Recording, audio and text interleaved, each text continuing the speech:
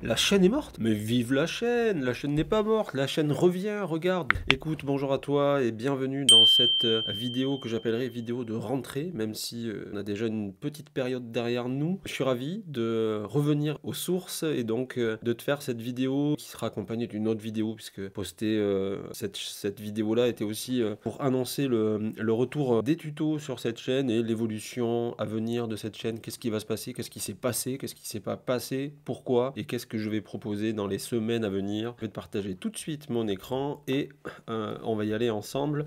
Tout est dans le titre. Non, la chaîne n'est pas morte, mais comme tu peux l'observer, elle évolue. Il y a du changement en vue et on va regarder ensemble tout ça. Pourquoi il se passe pas grand-chose depuis 3 ans? C'est la première chose que je voulais te partager.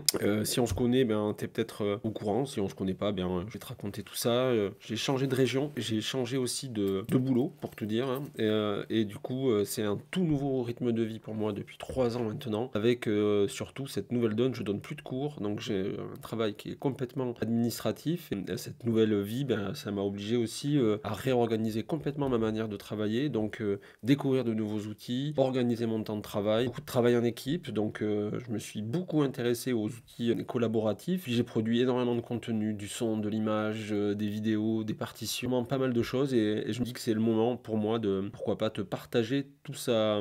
Alors, malgré tout ça, qu'est-ce qui s'est passé depuis 3 ans sur la chaîne? Je le rappelle, avec l'identité, la théorie autrement. Elle a continué d'exister, la chaîne, avec toujours plus de personnes. Donc ça fait plaisir. D'encouragement, des questions. J'ai tenté de répondre à l'ensemble. Des sollicitations aussi pour venir auprès d'équipes d'enseignants. Je voulais t'en parler. Si dans ton conservatoire, vous avez des temps de formation comme ça et vous êtes intéressé pour aborder la thématique, on va dire, du numérique et tout ce qui tourne autour de l'utilisation d'un ordinateur pour travailler ensemble, écoute, c'est pas bien compliqué. Hein. Il suffit de solliciter le CNFPT de ta région ou de ton département et à partir de là, c'est mon nom et c'est très possible et très facile, je pense, que je puisse venir pour rencontrer. Depuis 3 ans aussi, je me suis posé cette question, est-ce qu'aujourd'hui, faire une chaîne où il n'y a que des tutos sur MuseCore, c'est pertinent et intéressant? Selon moi, ça n'allait pas tant que ça. Je pense que si tu scrolles YouTube, que tu cherches à te former, tu n'es pas forcément intéressé que par MuseCore. Donc aujourd'hui, t'annoncer qu'il va se passer pas mal de choses différentes à ce niveau-là. Et du coup, dans les semaines à venir, je vais essayer de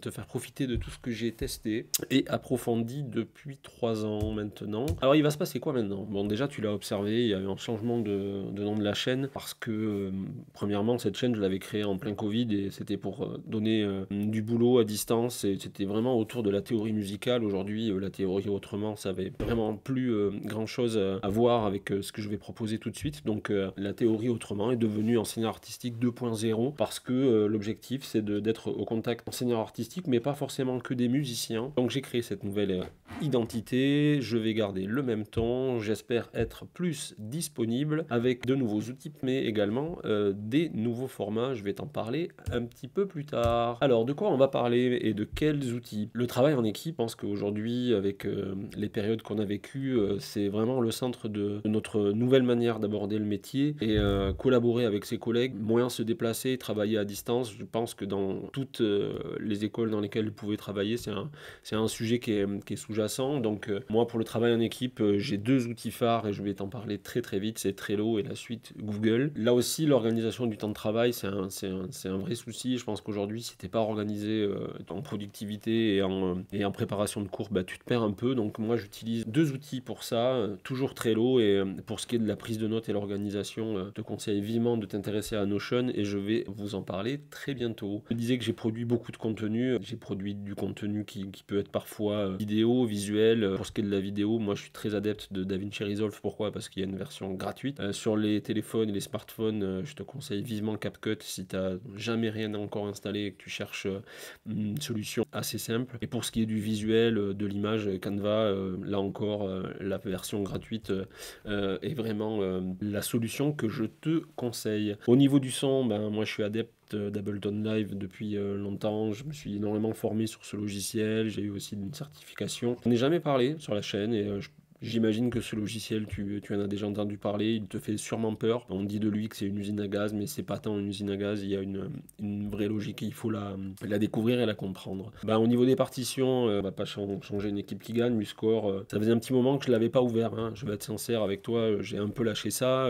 Je l'ai réouvert il y a quelques semaines. Il y a eu pas mal de mises à jour, il y a eu pas mal de changements, donc il est temps de mettre un petit peu, de rafraîchir les tutos que je t'avais déjà proposés. Mais je vais te parler aussi d'un autre logiciel qui s'appelle Dorico. Je te raconterai pourquoi j'utilise ce logiciel et qu'est-ce qu'il a de pertinent ou qu'est-ce qu'il a d'intéressant si tu étais intéressé pour pourquoi pas sortir de la sphère gratuite. Des nouveaux formats, la formule foire aux questions, la FAQ marchait très très bien et j'ai essayé de répondre à toutes ces questions au fil de la première période, on va dire. Mais là aujourd'hui, tu vois, j'ai switché ma manière de capter l'écran et je passe sur un logiciel qui s'appelle OBS qui me permet de faire des lives. Alors peut-être que je tenterai si il y a du monde et qu'il y a pas mal de questions. La formule live avec un chat pour répondre aux questions que tu peux me poser en direct.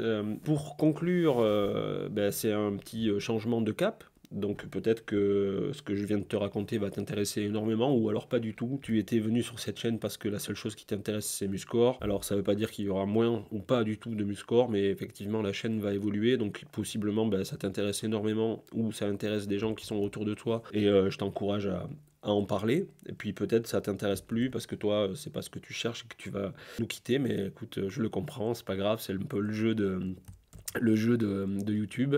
En tout cas, je t'encourage à rester un peu au moins au début, puis tu feras ton choix derrière. Alors du coup, je t'annonçais que cette vidéo allait être accompagnée d'une autre, donc de quoi va parler cette première vidéo? Écoute, c'est une question peut-être que tu t'es déjà posée.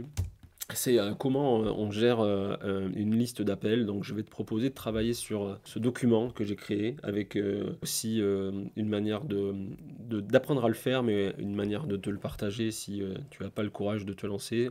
Alors on était dans un temps un peu rugby, donc j'ai fait l'appel du 15 de France, même si on aurait aimé que la fin soit différente. Écoute, j'espère que tu es content de me retrouver. Si tu es nouveau sur cette chaîne, tu connais la formule, il suffit de t'abonner pour voir les prochaines vidéos. Moi je te dis à très bientôt, à très vite et j'espère que cette nouvelle formule va te plaire. À très vite.